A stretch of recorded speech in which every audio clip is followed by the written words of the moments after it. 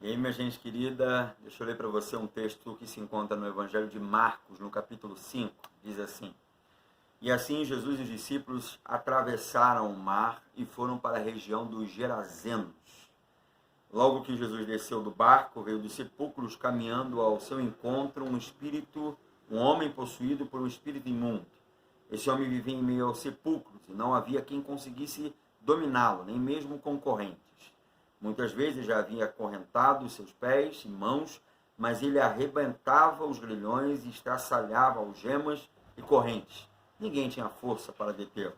Noite e dia, sem repouso, perambulava por entre os sepulcros e pelas colinas, gritando e cortando-se com lascas de rocha. Você já imaginou alguém que vive a vida se automutilando e se automutilando porque ele foi demonizado, ou ele ou se permitiu ser demonizado? O texto fala de um endemoniado porque há um ninho de demônios nesse indivíduo. Se você parar e der continuidade à leitura desse texto, Jesus pergunta quem é esse espírito imundo. Para falar a verdade, a primeira vez e única vez que Jesus faz isso. E ele vai dizer legião, porque legião eram muitos,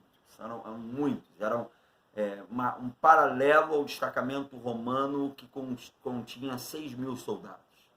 A realidade é que esse camarada, ele só foi endemoniado, ele só se tornou um recipiente lotado de espíritos imundos, porque alguém poderia ter feito, ou ele mesmo poderia ter se aberto para essa realidade. Minha gente, o fato é que talvez nós sejamos os principais promotores de demônios na vida de uma pessoa. Tantas vezes a gente negativiza uma pessoa, tantas vezes a gente coloca aquela pessoa para aquela pessoa se sentir o pior indivíduo da sociedade. Nós salientamos determinados contextos de experiências e de palavras que lançamos, palavras que são palavras negativas. Dizemos para a pessoa: você não vai dar certo nunca, você é um nada, você é um zero à esquerda. E é como se cada uma dessa realidade começasse a invadir o percurso da alma daquela pessoa e possuísse aquela pessoa a ponto dela começar a acreditar nisso. Esse indivíduo aqui, ele se aliena, ele se isola, ele vai para um percurso que é um percurso de gente morta, ele vai morar em cemitério. Mas talvez ele só vai morar em cemitérios porque ele já estava em franca descida sepultura por conta de tudo aquilo que lançaram contra ele. Conheço muita gente que vive a vida a falar mal do seu parceiro, vive a vida a falar mal dos seus filhos, vive a vida não só a falar mal, mas a fazer mal com as suas palavras e as suas atitudes.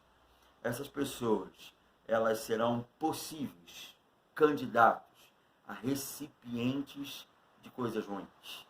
Talvez essa realidade desse homem aqui seja a realidade que você esteja vivendo.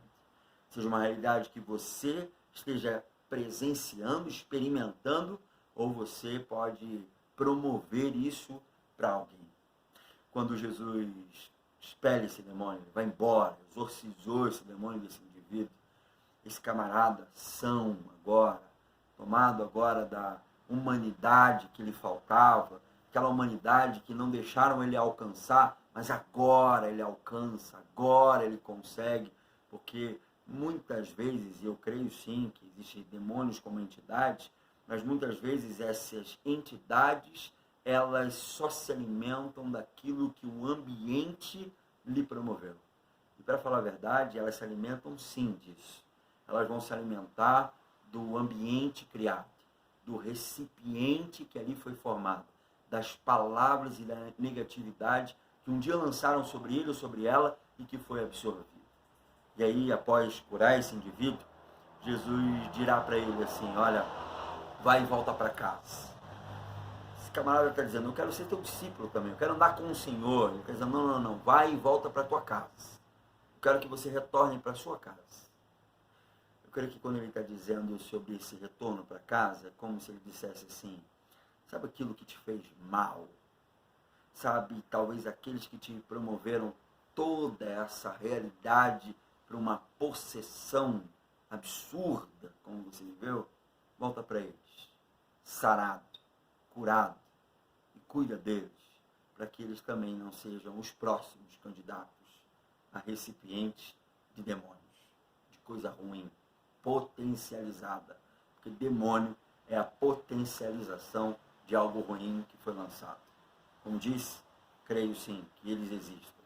Creio que se alimentam dessa realidade negativa que muitos de nós criamos.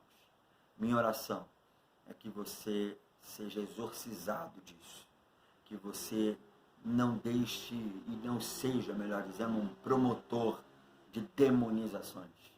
Mas que você retorne para o seu lar, para o seu ambiente, que às vezes promoveu doença, para retornar nesse ambiente, promovendo cura, para que não haja uma proliferação de demonizações constantes, nem no seu lar, nem no lugar onde você convive.